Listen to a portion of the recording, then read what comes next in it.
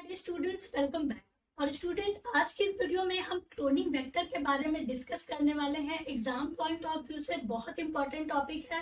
Question permanently इससे पूछे जाते हैं और स्टूडेंट को थोड़ी सी प्रॉब्लम होती है इस टॉपिक को समझने में, बिकॉज एनसीईआरटी की बुक में जो लैंग्वेज लिखी है उसका कॉन्सेप्ट समझना थोड़ा सा डिफिकल्ट हो जाता है। तो आज के इस वीडियो में बहुत ही इजी मेथड से मैं आपको इसका कॉन्सेप्ट क्लियर करने वाली हूँ और वीडियो को आप लास्ट तक जरूर देखिएगा, बिकॉज वीडियो के लास्ट में एक बहुत ही स्पेशल ट्रिक देने वाली हूँ जिसको जानने के बाद में आपको ये टॉपिक आपकी बुक का सबसे इजी टॉपिक लगने वाला है। Okay, so let's begin today's lecture with this.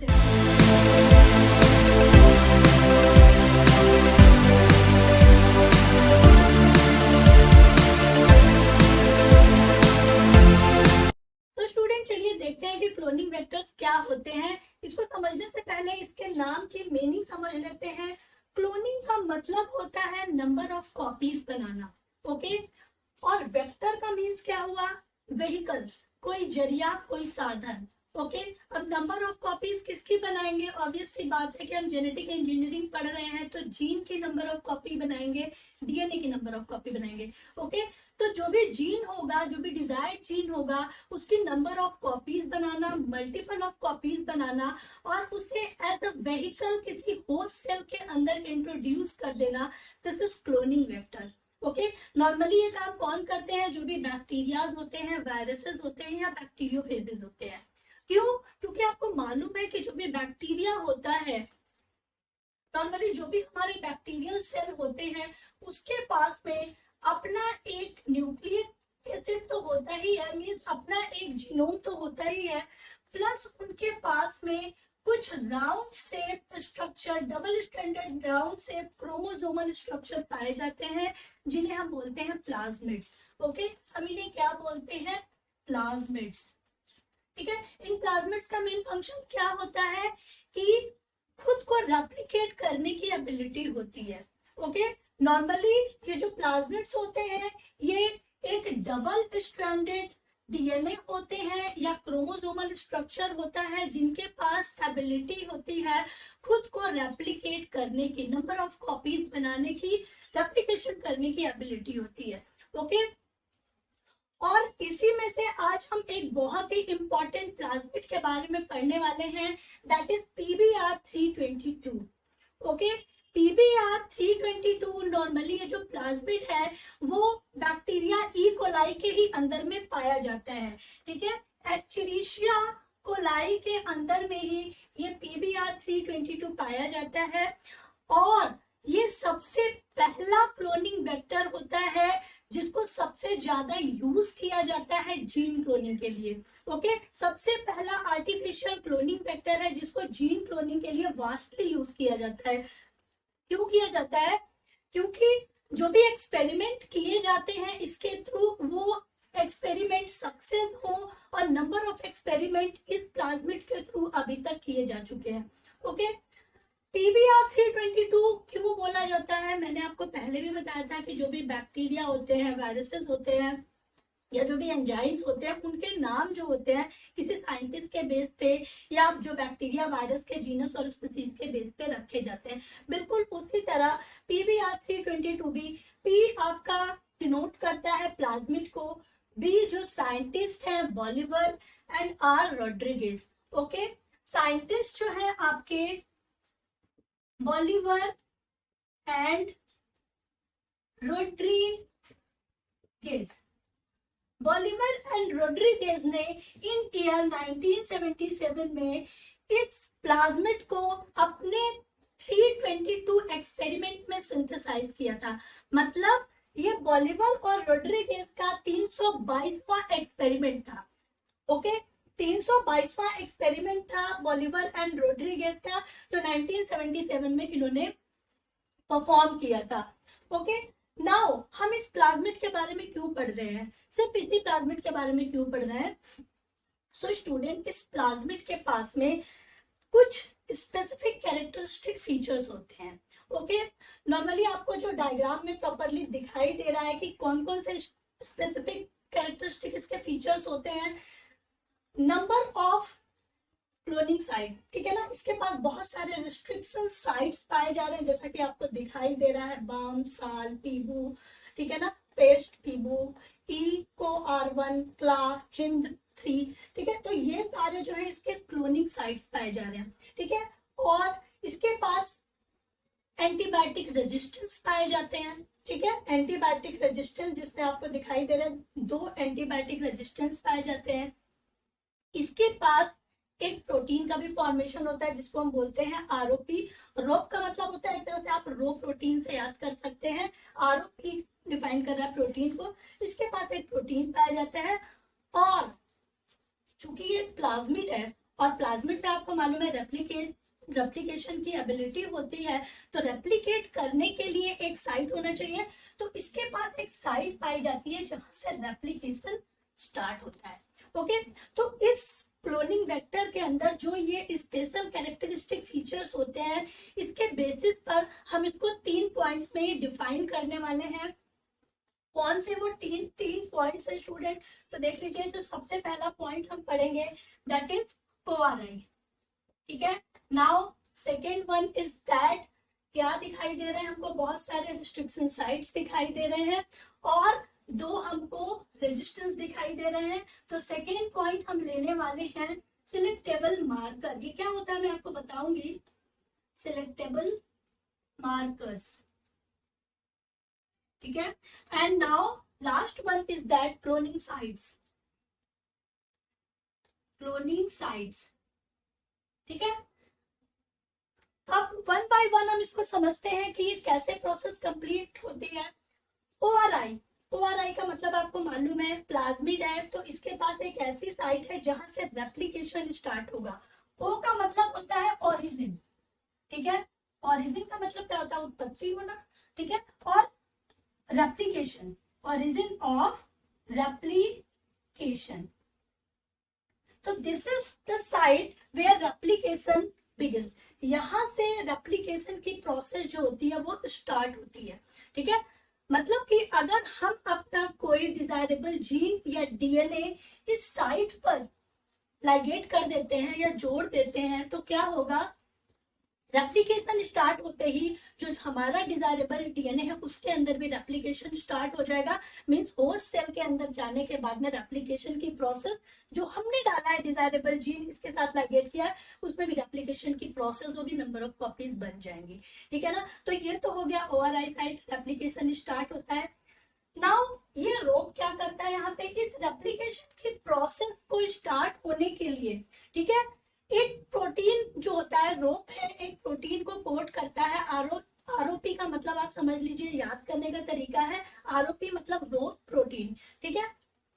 तो रोप जो है यहाँ पे एक प्रोटीन को कोड करता है, और ये प्रोटीन जो होता है हेल्प करता है जब ओरिजिन ऑफ रेप्लिकेशन की प्रॉपर रिएक्शन जो होती है स्टार्ट होती है। जब ओरिजिन ऑफ रेप्लिकेशन स्टार्ट होता है तब ये रोप प्रोटीन उसमें काम करता है, उसमें हेल्प करता है, ठीक है। जैसे कि अगर हम कोई काम करते हैं तो हमें प्रोटीन की जरूरत पड़ती है, बिल्कुल उसी तरह जब रेप्लिकेशन स्टार्ट हो गया है तो उस प्रोसेस को होने के लिए कुछ प्रोटीन चाहिए होंगे, तो वो यहाँ पे ये रोप वहां पे वर्क करता है। Okay, now selectable marker. What is the selectable marker here? Selectable markers क्या होते हैं? आपको मालूम है कि यहाँ पे 2 एंटीबायोटिक रेजिस्टेंस पाए जा रहे हैं, ठीक है, जो कि वर्क करते हैं एज अ सेलेक्टेबल मार्कर। कैसे वर्क करते हैं स्टूडेंट? नॉर्मली हमको ये मालूम है कि जो हमारा रिकॉम्बिनेंट डीएनए जो हमको बनाना है वो प्रॉपरली बना है कि नहीं बना है, इसका पता हम कैसे लगाएंगे कि हमारा जो डीएनए है, हमारा जो डिजायरेबल जीन है, वो प्रॉपरली इसमें हमने जो लाइगेट कराया है वो हुआ है कि नहीं हुआ है। तो उसको जानने के लिए हमको सेलेक्टेबल मार्कर्स की जरूरत होती है, ठीक है। सेलेक्टेबल मार्कर्स जो होते हैं नॉर्मली, ये एंटीबायोटिक रेजिस्टेंस जीन को ही हम बोलते हैं, ठीक है। कौन से जीन है? दैट इज एएमपी रेजिस्टेंस, या इसको हम बोलते हैं एमपी, इसको हम बोलते हैं एम्पीसिलिन रेजिस्टेंस जी, ठीक है, एम्पीसिलिन रेजिस्टेंस। और टेट का मतलब क्या हुआ?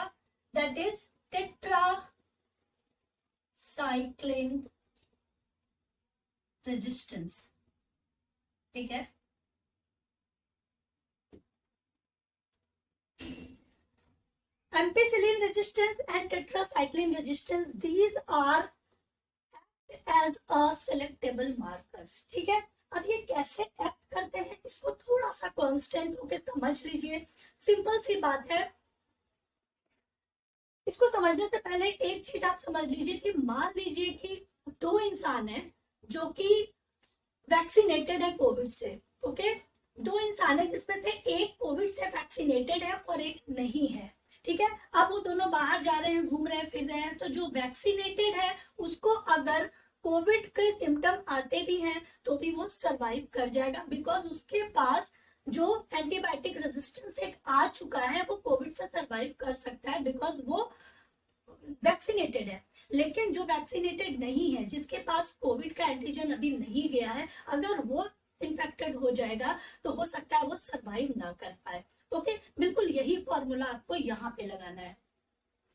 अगर हम अपना कोई डिजायरेबल जीन इस साइट पे अटैच करते हैं जहां पर ये एंटीबायोटिक रेजिस्टेंस है, ठीक है, मान लीजिए ये एम्पिसिलिन के ऊपर भी हम अटैच कर सकते हैं या टेट्रासाइक्लिन के ऊपर भी अटैच कर सकते हैं। ठीक है, यहाँ पे जितने भी रेस्ट्रिक्शन साइट्स बने हैं ये सारे एंजाइम है, एंडोन्यूक्लियस एंजाइम जो होते हैं, आपको मालूम है एंडोन्यूक्लियस एंजाइम एक रिकॉग्निशन साइट्स को बनाता है और ब्रेक डाउन करता है। ओके, हमको अपना डिजायरेबल जीन उसी साइट पर जोड़ना है जहां पे पॉसिबिलिटी हो कि वो लाइगेट कर जाए और रिकॉम्बिनेंट डीएनए बन जाए। ठीक है, इसके किसी भी साइट पर अगर हम अपना डिजायरेबल जीन लाइगेट करते हैं तो ऑब्वियस सी बात है कि ये प्लाज्मिड रिकॉम्बिनेंट बन जाएगा। ठीक है, प्लाज्मिड के अंदर अगर हम अपना कोई डिजायरेबल जीन डाल देते हैं तो वो रिकॉम्बिनेंट बन जाता है, आपको मालूम है, हमने प्रोसेस में पढ़ा था। ठीक है, तो अगर मान लीजिए कि हम इसकी टेट्रासाइक्लिन वाली साइट में अपना कोई डिजायरेबल जीन या अपना कोई डिजायरेबल डीएनए जो है ये इसमें ऐड कर देते हैं इसकी साइट पर जाके, कि अगर हम ये जो बाम वाली साइट है यहाँ पर जाके अगर हम अपना डीएनए यहाँ पे इस तरह से लाइगेट कर देते हैं तो ऑब्वियस सी बात है कि ये एक रिकॉम्बिनेंट डीएनए बन जाएगा। ठीक है, बट हम जैसे ही इस साइट पर अपना डिजायरेबल डीएनए जो हमारा डिजायरेबल जीन होगा या डीएनए होगा उसको हम जैसे ही इसमें अटैच करेंगे तो ये वाली जो रिस्ट्रिक्शन, ये वाला जो आपका रेजिस्टेंस साइट है ये इनएक्टिव हो जाएगा, मतलब ये अपना काम करना बंद कर देगा। क्यों? क्योंकि ये जो टेट्रासाइक्लिन रेजिस्टेंस की साइट पर ही तो हमने अपना डिजायरेबल जीन जोड़ दिया है। ठीक है ना, आप एक लाइन में लगे हैं, उस लाइन में अगर कोई स्टूडेंट खड़ा है, आपने उसको हटा के खुद लग गए वहां पर, तो क्या होगा, उस लाइन में अब आप नंबर में आ गए, उस स्टूडेंट का तो नंबर नहीं रहा ना। बिल्कुल उसी तरह से ये जो हो जाएगा ये इनएक्टिव हो जाएगा अगर हम कोई डिजायरेबल जीन अपना इसमें ऐड करते हैं। ओके, और जैसे ही ये इनएक्टिव हो जाएगा हमको ये पता चल जाएगा कि हमारा जो ये प्लाज्मिड है, जो ये वेक्टर है, ये रिकॉम्बिनेंट हो चुका है। ठीक है, बट ये रिकॉम्बिनेंट हो चुका है कि नहीं हो चुका है उसको हमको टेस्ट भी तो करना पड़ेगा ना, कि भाई हमने डिजायरेबल जीन जोड़ दिया, अब हम इसको जाके किसी होस्ट सेल में इंट्रोड्यूस कर दें, और इंट्रोड्यूस करने के बाद अगर प्रोजेनी में वो कैरेक्टर नहीं दिखाई दे जो हम चाहते हैं तो हमारा पूरा एक्सपेरिमेंट जो होगा वो वर्स्ट हो जाएगा, खराब हो जाएगा। ओके, तो हमको इस चीज को जानने के लिए थोड़ा सा प्रिपरेशन करनी पड़ेगी कि क्या हमारा जो जीन है वो सही जगह पे फिक्स हुआ है कि नहीं हुआ है। तो वहां पर हम थोड़ा सा एक्सपेरिमेंट करेंगे। क्या करेंगे, हम 2 बार इसमें प्लेटिंग कराई जाती है। सेलेक्टेबल मार्कर्स को समझने के लिए थोड़ा सा कॉन्स्टेंट होइए कि हम 2 प्लेट लेंगे। ठीक है, और दोनों प्लेट में अब चूंकि डिजायरेबल जीन जोड़ते ही ये रिकॉम्बिनेंट बन गया है, तो ये रिकॉम्बिनेंट बना है तो उसमें कुछ सेल्स जो होंगी वो ट्रांसफॉर्म हो चुकी होंगी और कुछ नहीं भी होंगी, है ना। अगर हम कोई जीन ऐड करते हैं तो जरूरी तो नहीं है कि सारी सेल ट्रांसफॉर्म हो जाए, कुछ ट्रांसफॉर्म हुई होंगी, कुछ नहीं हुई होंगी। हमें कैसे पता चलेगा कौन सी सेल ट्रांसफॉर्म हुई है और कौन सी नहीं हुई है। ठीक है, तो हम 2 प्लेटिंग कराएंगे, उनमें हम सेल्स को डाल देंगे। ठीक है, यहाँ से हमने सेल्स निकाली, जो भी रिकॉम्बिनेंट सेल्स है उनको निकाली और इसमें डाल दी दोनों में, और फिर हम ऐड करेंगे, एक में हम ऐड करेंगे एम्पिसिलिन रेजिस्टेंस, ठीक है, और दूसरे में ऐड करेंगे टेट्रासाइक्लिन रेजिस्टेंस। ठीक है, हमने क्या की, प्लेटिंग कराई, 2 प्लेट्स लिए और उसमें ये जो हमारा रिकॉम्बिनेंट डीएनए बना था, जिसको हमको अब ऑब्जर्व करना है कि कौन सा एक्चुअल में ट्रांसफॉर्म है और कौन सा नहीं है, हमने उन सेल्स को निकाला और इस प्लेट के अंदर में डाल दिया और उसमें ये दोनों रेजिस्टेंस 1 बाय 1 डाले। ठीक है, अब अगर हम एम्पिसिलिन रेजिस्टेंस डालेंगे तो जो हमारे सेल्स है वो सरवाइव करेंगे, बिकॉज एम्पिसिलिन वाली साइड जो है वो पूरी तरह से अभी सुटेबल है, यहाँ पे हमने कोई भी डीएनए लाइगेट नहीं किया है। तो एम्पिसिलिन डालने पर ये जितने भी हमारे सेल्स होंगे वो सर्वाइवल होंगे। ठीक है ना, ये पूरी तरह से सर्वाइव करेंगे। बट अगर हम टेट्रासाइक्लिन डालेंगे तो इन सेल के अंदर में जो सेल रिकॉम्बिनेंट हुए होंगे वो डिस्ट्रॉय हो जाएंगे। क्यों? क्योंकि टेट्रासाइक्लिन का रेजिस्टेंस यहाँ से इनएक्टिव हो चुका है। ओके, मींस जो सेल हमारे रिकॉम्बिनेंट हुए हैं उसके अंदर में अब टेट्रासाइक्लिन रेजिस्टेंस नहीं है, तो टेट्रासाइक्लिन डालते ही जो सेल होंगे वो डिस्ट्रॉय हो जाएंगे। और अगर ये सेल डिस्ट्रॉय हो जाते हैं मींस वो रिकॉम्बिनेंट हो चुके हैं, क्योंकि टेट्रासाइक्लिन रेजिस्टेंस वहां काम नहीं कर रहा है, इसका मतलब सेल जो है वो ट्रांसफॉर्म हो चुके हैं। क्या हो चुके हैं? ट्रांसफॉर्म हो चुके हैं। ठीक है, और अगर ये सेल ट्रांसफॉर्म नहीं हुए हैं मींस अगर इसमें अभी भी टेट्रासाइक्लिन डालने के बाद ये जो सेल है ये अभी भी सरवाइव कर रहे हैं, तो इसका मतलब क्या हुआ कि टेट्रासाइक्लिन अभी वहां से इनएक्टिव नहीं हुआ है, मतलब हमारा जो जीन है वो प्रॉपरली फिक्स नहीं हो पाया है, रिकॉम्बिनेंट नहीं बन पाया है, तभी तो टेट्रासाइक्लिन डालने पर भी वो सरवाइव कर रहे हैं। ओके, तो ये एक प्रोसेस होती है सेलेक्ट करने की कि कौन से सेल ट्रांसफॉर्म्ड है और कौन से नॉन ट्रांसफॉर्म्ड है। ठीक है, नॉन ट्रांसफॉर्म्ड सेल। ठीक है, नॉन ट्रांसफॉर्म्ड कौन से होंगे? जो कि सरवाइव अभी भी करते रहेंगे टेट्रासाइक्लिन डालने के बाद भी। ठीक है, सेम प्रोसेस हम इस साइड पर भी कर सकते हैं कि अगर हमने पीएचडी के ऊपर कोई अपना डिजायरेबल डीएनए ज्वाइन कर दिया है और जैसे ही पीएचडी पे ज्वाइन करेंगे तो एम्पिसिलिन का रेजिस्टेंस खत्म हो जाएगा, क्योंकि हमने एम्पिसिलिन के साइड में हमने अपना डिजायरेबल जीन जोड़ा तो एम्पिसिलिन रेजिस्टेंस खत्म। अब अगर हम उसमें एम्पिसिलिन डालेंगे तो जो सेल होंगे वो डिस्ट्रॉय हो जाएंगे अगर वो रिकॉम्बिनेंट हुए होंगे तो, और अगर रिकॉम्बिनेंट नहीं हुए होंगे तो एम्पिसिलिन डालने पर भी वो डिस्ट्रॉय नहीं होंगे। ठीक है, तो ये एक प्रोसेस है समझने के लिए कि कौन से सेल ट्रांसफॉर्म है और कौन से सेल ट्रांसफॉर्म नहीं है।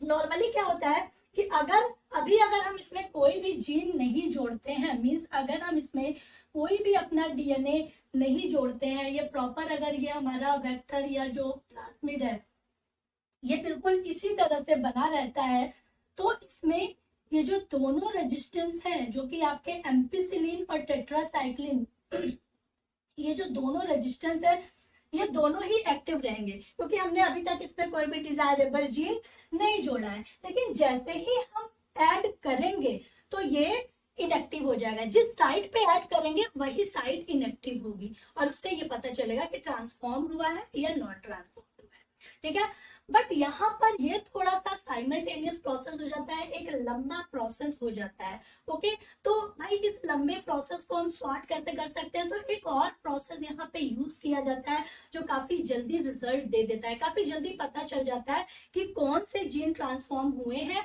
और कौन से जीन ट्रांसफॉर्म नहीं हुए हैं। ठीक है, वो प्रोसेस क्या है स्टूडेंट, एक बार हम उसको भी देख लेते हैं कि वो प्रोसेस कैसे होती है। उस प्रोसेस को हम बोलते हैं इंसर्शनल इनएक्टिवेशन।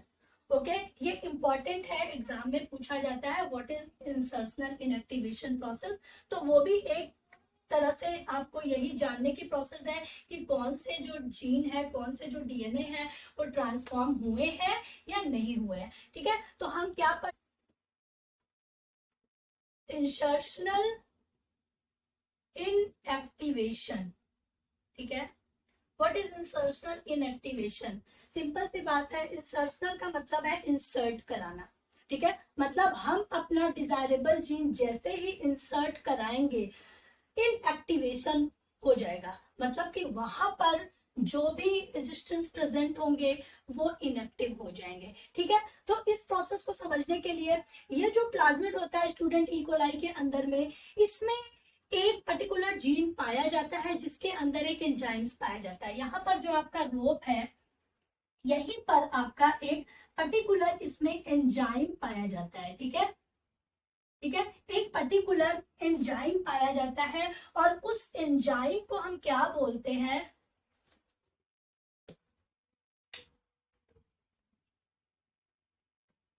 एक पर्टिकुलर एंजाइम पाया जाता है। ठीक है, और उस एंजाइम को हम बोलते हैं बीटा गैलेक्टोसाइडेज। ठीक है, बीटा गैलेक्टोसाइडेज। बीटा गैलेक्टोसाइडेज जो होता है वो जस्ट रोप के साइट वाले, रोप के जस्ट बगल वाली जो साइट होती है वहां पर एक जीन, पर्टिकुलर जीन पाया जाता है। उस जीन के अंदर में एक एंजाइम होता है जिसे हम बोलते हैं बीटा गैलेक्टोसाइडेज। और ये बीटा गैलेक्टोसाइडेज कुछ नहीं होता है, एक क्रोमोजेनिक सबस्ट्रेट होता है। ठीक है ना, एक क्रोमोजेनिक सबस्ट्रेट। क्रोमोजेनिक सबस्ट्रेट के बारे में जब मैंने एलिसा पढ़ाया था तो उसमें आपको बताया था कि क्रोमोजेनिक सबस्ट्रेट जो होते हैं वो कलर प्रोड्यूस कराते हैं। ठीक है, क्रोम का मतलब क्या होता है, कलर। हमने क्लोरोप्लास्ट, ल्यूकोप्लास्ट, रोडोफाइसी, क्लोरोफाइसी सब पढ़ा है, सब क्या है, कलर्स को ही तो प्रोड्यूस कराते हैं। ठीक है, तो क्रोम का मतलब ही होता है कलर प्रोड्यूस कराना। तो ये जो बीटा गैलेक्टोसाइडेज है, जो एक एंजाइम है जो कि पीबीआर 322 में प्रेजेंट होता है, ये एक क्रोमोजेनिक सबस्ट्रेट है जो कि इंडिगो कलर को प्रोड्यूस करता है, इंडिगो कलर्स को प्रोड्यूस करता है। ठीक है, तो अब आप सोचिए कि जब ये इंडिगो कलर और नॉर्मली ब्लू कलर को, कौन सा कलर, ब्लू कलर, ठीक है, ब्लू कलर को ये प्रोड्यूस करेगा। अब अगर इस साइट पर जहां पर ये बीटा गैलेक्टोसाइडेज है, ठीक है, जहां पर ये बीटा गैलेक्टोसाइडेज है, अगर इस साइट पर हम अपना डिजायरेबल डीएनए जोड़ दें, अगर हम अपना डिजायरेबल डीएनए इस साइट पे जोड़ दें तो क्या होगा, आपको बात मालूम है कि जैसे ही हम अपना डिजायरेबल डीएनए किसी भी रिस्ट्रिक्शन साइट पे जोड़ेंगे तो उस रिस्ट्रिक्शन साइट की जो प्रॉपर्टी है वो इनएक्टिवेट हो जाएगी। पहले यहाँ पे बीटा गैलेक्टोसाइडेज था, अब ये बीटा गैलेक्टोसाइड क्या हो जाएगा, इनएक्टिवेट हो जाएगा। इनएक्टिवेट होने का मतलब क्या हुआ कि उसकी जो प्रॉपर्टी है कलर प्रोड्यूस कराने की वो नहीं कराएगा, मीन्स ब्लू कलर को प्रोड्यूस नहीं कराएगा। अगर आपका डिजायरेबल जीन वहां पे रिकॉम्बिनेंट हो चुका है प्लाज्मिड के साथ में, तो ये बीटा गैलेक्टोसाइड अपना ब्लू कलर प्रोड्यूस नहीं कराएगा और ये पता चल जाएगा कि जो हमारा जीन है वो ट्रांसफॉर्म हुआ है या अभी भी नॉट ट्रांसफॉर्म है। ठीक है, मतलब अगर वो कलरलेस है तो वो रिकॉम्बिनेंट हो चुका है, ब्लू कलर का नहीं है। बट अगर वो कलरलेस नहीं है, अभी भी ब्लू कलर आ रहे हैं, तो वो रिकॉम्बिनेंट नहीं हुआ है। तो ये एक इजी मेथड है इंसर्शनल इनएक्टिवेशन की प्रोसेस जो है, जो बहुत जल्दी पता चल जाता है कि ये ट्रांसफॉर्म हुआ है कि नहीं हुआ है। ठीक है, तो ये तो हो गया कुछ सेलेक्टेबल मार्कर्स के बारे में हमने पढ़ा और हमने इंसर्शनल इनएक्टिवेशन के बारे में पढ़ा। ठीक है, now cloning sites. Cloning sites आपको दिखाई दे रहे हैं कि यहाँ पे नंबर ऑफ क्लोनिंग साइट्स हैं। ठीक है ना, कितने सारे रिस्ट्रिक्शन साइट्स बने हुए हैं, रिकॉग्निशन साइट्स बने हुए हैं जो आपकी एंजाइम्स के साथ में अटैच है। ठीक है, जो भी एंडोन्यूक्लियस एंजाइम है उनके साथ में अटैच है। तो स्टूडेंट अब हम पढ़ेंगे रिस्ट्रिक्शन साइट्स के बारे में। आपको दिखाई दे रहा होगा कि इसमें बहुत सारे रिस्ट्रिक्शन साइट्स जो होते हैं पाए जाते हैं, रिकॉग्निशन साइट्स पाए जाते हैं, जहां पर हम डीएनए को ऐड कर सकते हैं, लाइगेट कर सकते हैं। बट इन रिस्ट्रिक्शन साइट्स के जो नाम है इसको याद करना थोड़ा सा स्टूडेंट के लिए डिफिकल्ट हो जाता है, क्योंकि नॉर्मली जो क्वेश्चन पूछा जाता है वो आपको सिर्फ प्लाज्मिड दिया होगा और इन साइट्स के नाम जो हैं वो आपसे एरो लगा के पूछे जाते हैं। और इसकी जो सबसे बड़ी प्रॉपर्टी क्या है कि ये जो नाम है आपको बिल्कुल सीक्वेंस में ही याद होने चाहिए, कोई भी एंजाइम आप ऊपर या नीचे नहीं लिख सकते हैं। ठीक है, यही एक डिफिकल्टी है। तो नॉर्मली आप इसको सिंपली भी याद कर सकते हैं, जैसे लिखा है बाम है, साल है, पीबीयू है, फिर पेस्ट है, पीबीयू है, इको आर1 है, क्ला है, हिंद है, तो आप इसको लिखकर याद कर सकते हैं। या एक मैंने बहुत ही सिंपल सी टेक्निक बनाई है, आप उसे यूज कर सकते हैं। ध्यान से देखिए मैं क्या कर रही हूँ। नॉर्मली इसमें 8 रिस्ट्रिक्शन एंजाइम है, ठीक है। तो उस 8 रिस्ट्रिक्शन एंजाइम के अगर आपको 8 अल्फाबेट सीक्वेंस में याद हो जाएंगे तो नाम लिखना बहुत इजी हो जाएगा। तो देखिए मैं कैसे लिख रही हूँ।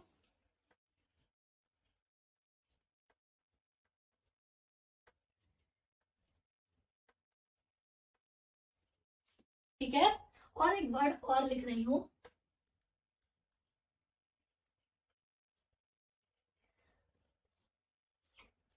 ठीक है, अब देखिए ये टेक्निक क्या है। मैंने इसको कैसे, 8 है टोटल, 1 2 3 4 5 6 7 8, ठीक है। और ये भी 1 2 3 4 5 6 7 8, ठीक है। 8 वर्ड ये हैं और 8 वर्ड ये हैं, और इन 8 वर्ड से आपका ये पूरा जो नाम है वो कवर हो जाएगा। कैसे कवर होगा, देखिए। एक पॉलिटिकल पार्टी का नाम आपने सुना होगा, that is Bahujan Samaj party.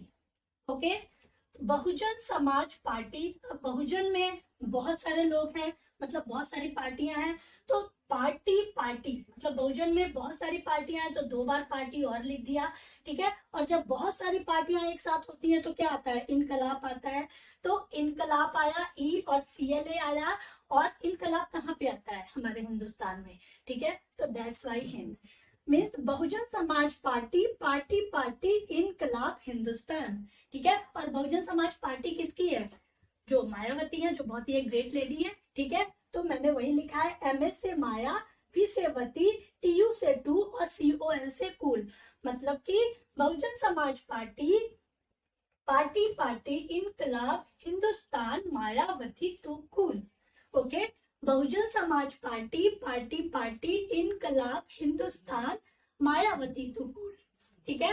अब आप इसको, इन वर्ड्स को इसमें अटैच कर दीजिए और आपके सारे एंजाइम्स के नाम याद हो जाएंगे, ठीक है। हमने सबसे पहले में M ऐड किया, ठीक है। उसके बाद हमने A ऐड किया, फिर हमने B ऐड किया, फिर हमने T ऐड किया, फिर हमने U ऐड किया, फिर हमने COL ऐड किया, और ये प्रॉपरली है, ठीक है।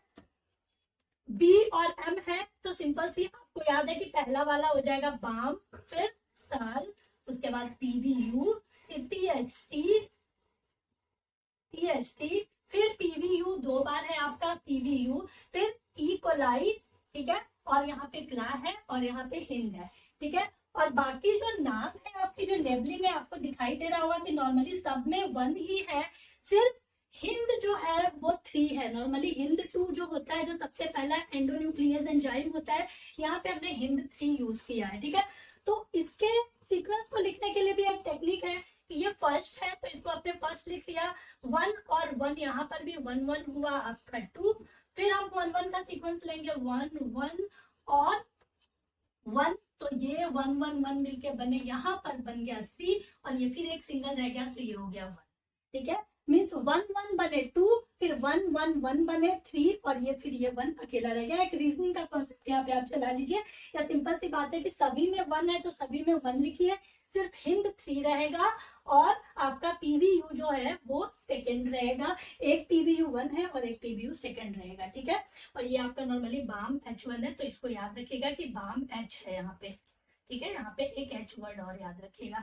तो ये हो गया आपका बाम, साल, पीबू, पेस्ट, पीबू, इनकलाब हिंदुस्तान, ठीक है। और सीक्वेंस क्या था, बहुजन Samaj party, party party Inquilab Hindustan, Mayawati too cool, ठीक है। तो ये एक सिंपल सा ट्रिक है जो मैंने बनाई है। आई होप कि आपके लिए इजी होगा कॉन्सेप्ट को समझने के लिए। और अगर आपके पास अपनी कोई टेक्निक है तो आप उसे जरूर यूज कर सकते हैं। इस तरह की जो ट्रिक्स होती हैं वो याद करने में या एग्जामिनेशन हॉल में बच्चे ना भूल जाएं तो वहां पे बहुत ही हेल्प करती हैं। तो आप इस टेक्निक को, ट्रिक को यूज कर सकते हैं टॉपिक को समझने के लिए। ओके, और स्टूडेंट एक बात मुझे कहनी है कि अगर आपको वीडियोस अच्छी लगती हैं तो उसे शेयर करिए, और अगर आपको किसी और टॉपिक में कोई प्रॉब्लम होती है तो आप प्लीज मुझे कमेंट करिए। मैं उस टॉपिक पर पर्टिकुलर वीडियोस बनाऊंगी और आपके लिए एक एजुकेशन प्रोवाइड करूंगी। आपके कमेंट आने से ये पता चलता है कि जो हम एजुकेशन प्रोवाइड करा रहे हैं वो एक सही डायरेक्शन में जा रहा है कि नहीं जा रहा है। तो प्लीज आप लोग कमेंट जरूर करिए वीडियोस पे, आपके कमेंट हमें बहुत ज्यादा मोटिवेट करते हैं। ओके, एक टीचर्स के लिए उसके स्टूडेंट का कमेंट ही सबसे ज्यादा मोटिवेशनल होता है। सो प्लीज कमेंट करिए वीडियो पे, और अगर आपको अच्छा लगता है तो लाइक करिए, शेयर करिए और सब्सक्राइब करिए। ओके, मिलते हैं नेक्स्ट वीडियो में, तब तक के लिए आप सब अपना ध्यान रखिए। थैंक यू एंड जय हिंद।